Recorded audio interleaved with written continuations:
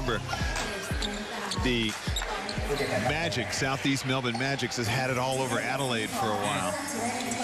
I remember the Canberra Cannons. Took us about 8 years before we beat them. Might have even been 9. 8 or 9 years before we beat them, either at home or on the road. Blanchfield kicks it to Michael Cedar, the better shooter of the two brothers. Drills the long-range bomb.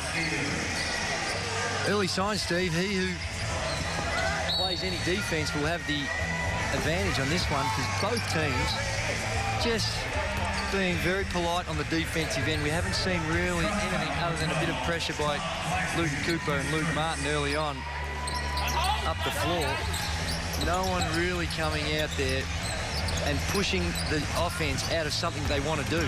They're there, they're standing around, but not really taking anything away from the offense. Cooper with his 3 ball. Everybody getting into the three-point shooting party. And everyone's got the license to it here. And again, Luke Cooper wide open. Cedar trying to hook it around on the pass. Cooper bobbles it, gets it to Martin, throws it upstairs to Grant. In traffic, wasn't able to reel it in. Here come Townsville, Blanchfield. Good D by Martin, but heads up play by Chris Cedar to pick up the garbage. It was just one of those ones where you just got to make the effort, because you never know what's going to happen with those shots. And because he made the effort, followed it up, got the cheek too. Ratch looking a little more aggressive tonight. Pulls up for his jumper. Short. Cedar with the long rebound. There's really no one on the Sydney Kings that doesn't look aggressive tonight, Steve. And Michael Cedar loses handle. Townsville turn it over. I've seen a whole lot of turnovers in 4 and 3. It's not taking great care of the ball, but I think everybody's just been busy shooting it instead of throwing it away. I think it's also a sign of the defense, Steve. Like, there's no pressure bringing the ball. Everyone's like, look, a meter away. No. Grant down low, gets it back out to Cooper. Gets all the way to the rim, knifes his way to score the 2. Taking it a 2-point game, that's a bad deal. That is just way too easy. Cedar for 3. Ratch with the board. As you said, both of these teams have the license. Ratch feeds it into Kazoo. Somewhat ironically, Steve, it's Julian Kazoo who probably is the one that's seen the most out of sorts tonight early on. They go to him down low, and there you see they really got to send a double team when you've got a man like Julian Kazoo. 18 points a game. Got to get it out of his hands. Kazoo in the last 3 games has also had 10 assists, so he's... If you get open when you throw it in there, he will dish it out. Ratch with the sweeping hook, can't get it to go. Mims gets the board. Cedar to Blanchfield. A long arm to Grant blocks the shot. Kazoo changed the shot, and Sydney get the stop. Crowd enjoy it as Sydney come down with just over 7 minutes to go here in the quarter. Throw it away. Cedar gets all the way to the rim and is fouled. Although, now we take a look at the replay. There it is, just a little hit on the arm. Not a lot in it. But definitely a foul. Kings get some mileage from that small guard lineup that they had with Luke Martin and Luke Cooper. And Aaron Bruce comes in for Luke Martin. And they've mixed and matched a little bit tonight. We're seeing Cooper and Martin playing together a lot. For a period there, it was almost like Moose was going with one or the other, and one of the guys wasn't getting a lot of playing time. And still, I think, trying to figure out what his best options, how he can get the best out of both those individuals. Aaron Bruce with the dribble penetration and the float. A tough shot over the hand of Mims. He's having a sensational season, is Aaron Bruce. Close to 15 points a game, 5 assists. Timeout on the floor. Crocs still up by 2 here at the Sydney Entertainment Center. 34-32.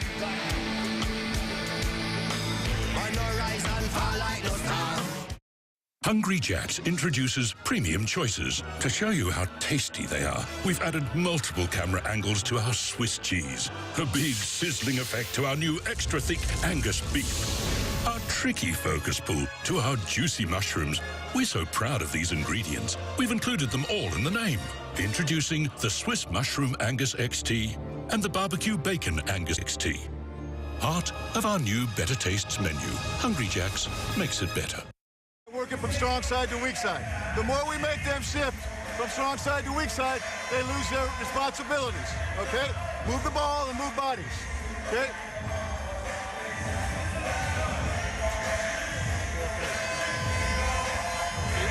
Run now, weak next time down. Run weak, okay? Get into pick the picker. Whose ball is it now? Ours. Okay, our ball, you're ready for the press. Let's go. 1, 2, 3, Townsville happy with their defense. Just 7 points in 5 minutes that they've allowed, but their offense has sputtered as well. It has. I guess you're saying if you're judging it by the points on the board, you might say, well, modest. But I haven't seen anything too fearful or anything that's really going to worry the Sydney Kings just yet.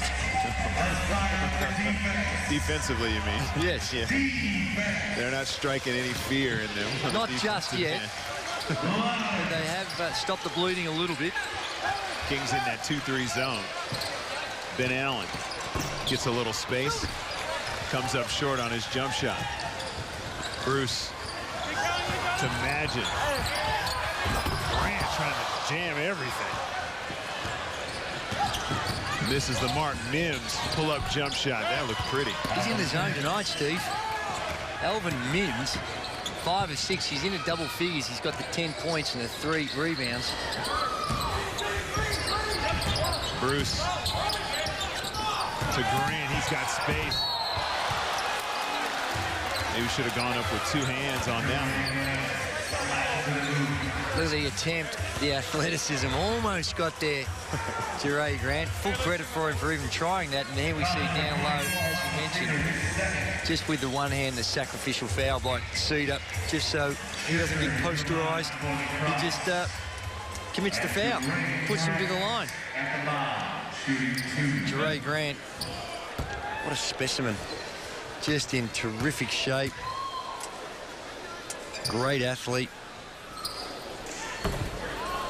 Modest free throw shooter. 64% from the line on the season. Well, he's got 6 points and 4 rebounds, as you can see by his line on, well, now it's down the bottom of the board.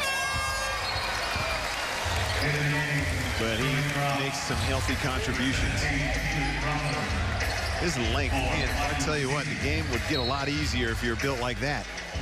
Yes, and had those coiled springs in his legs. Quick, explosive hops. And here's a pressure that Paul Wolford was referring to be wary of. Not a lot in it. It's really just trying to be disruptive, bringing the ball. It's hard to see how you're going to commit any turnover playing at that intensity. And they go into a 2-3 zone, which looked terrible. It's been terrible the last couple of times down. We saw Ben Allen with a wide-open free throw. He missed it. And that time, a wide-open perimeter shot. And a lovely dunk by Jerry Grant. Nice little dish by Aaron Bruce as he knifed through the D to deliver that dart to Jerry Grant. Mims, who's been on fire, lays one softly over the rim. No help D from Sydney. No D, Steve. No help D.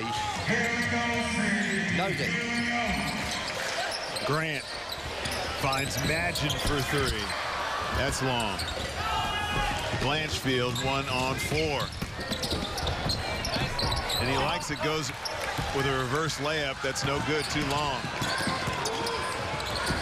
Imagine. Let's have another look at this dunk. Bruce just hand feeds Jerry Grant, and he makes it look pretty. Just off the 2 feet, tucks it in nicely. Doesn't try and do a lot in it. This goes up. That would be nice, wouldn't it? I mean, to be able to, it's fun to watch, of course. The number of players with that type of athleticism all over the world. I don't like the substitution, Steve. You've got Jerry Grant, who in the groove, just had a dunk, playing well, playing with a lot of energy. And now you take him out of the game. I don't like the timing of it. Sure, you know, you got to give, maybe you have to give him a little bit of a rest, but like he looks all that fatigued. Imagine trying to find Kazoo. Puts it up with his left hand. He doesn't care what hand he uses around the hoop. Kazoo gets him within 4. Crawford trying to get to the rim. Tough shot, can't get the roll. Ratch in the open court. Gets it to Magin. Fall away jump shot, gets the roll. Just had enough to get over the front of the rim. Sidney get it to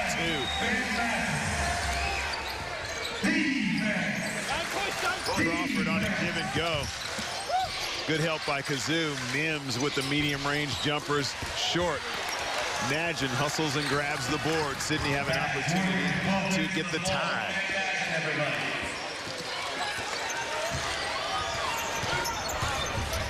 Bruce.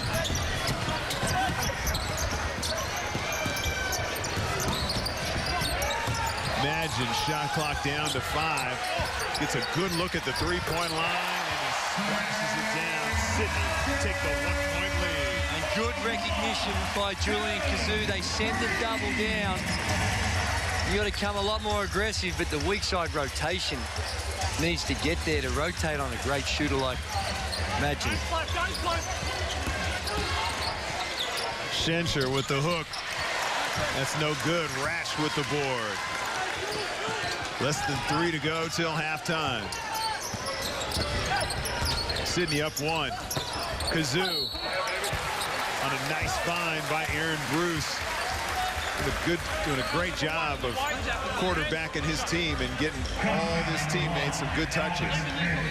And both these teams doing an excellent job of taking care of the basketball. The Townsville Crocs only got the 3 turnovers and Kings with the 5. But with a few ticks under 3 minutes to go in the second, that's very respectable numbers by both these teams. Both these coaches will be happy with that. One shot. Crocs haven't been great on the road this year, Steve, and although now they trail it, they'd be happy with their points production because they're 1-5 on the road, and they're only averaging 76 points a game on the road. They're already up to 41 tonight, so ahead of schedule. Schenscher with a left-hand hook. Misses the mark. Bruce gets into the lane again, tries to find Kazoo. Townsville were onto it.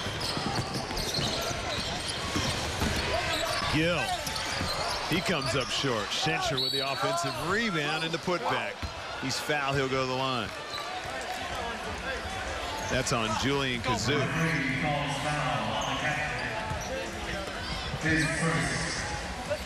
Kazoo's first personal foul. Let's get another look. Down low. He does a good job to avoid the foul there. Just a push. A little bit off balance. A slight push with the chest. It was soft. It was soft, but it was there. It was effective. It was a well-timed push. And Luke Schenscher just didn't have that strength and that balance to take that minor hit, force the refs into it. But should that be the defense's problem? If a guy's not strong enough to take a soft, soft content? But if the guy gets hit off balance, Steve, you got to come. It's soft, but it's there. Come on, Scott. Schenscher makes it a 1-point game. And Sidney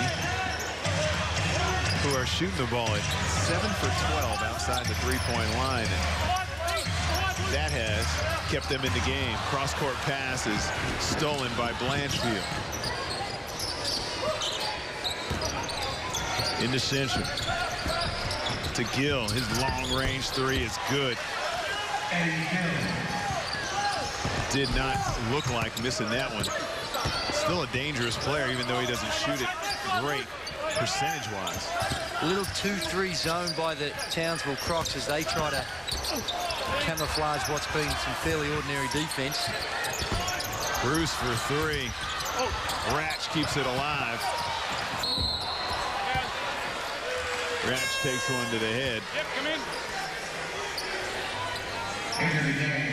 Dre Grant coming back in for Julian Kazoo.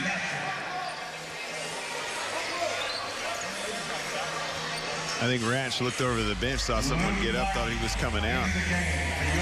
Took one to the head. Grimacing a little bit. Townsville with a three-point lead thanks to an Eddie Gill three.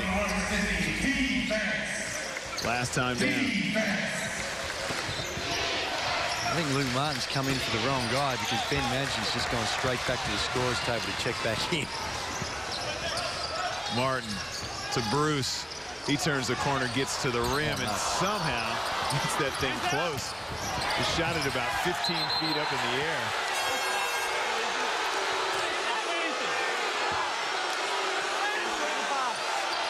Little concern there that perhaps Luke Schencher may have been holding on that outlet Use your head, all right? pass. Use your head.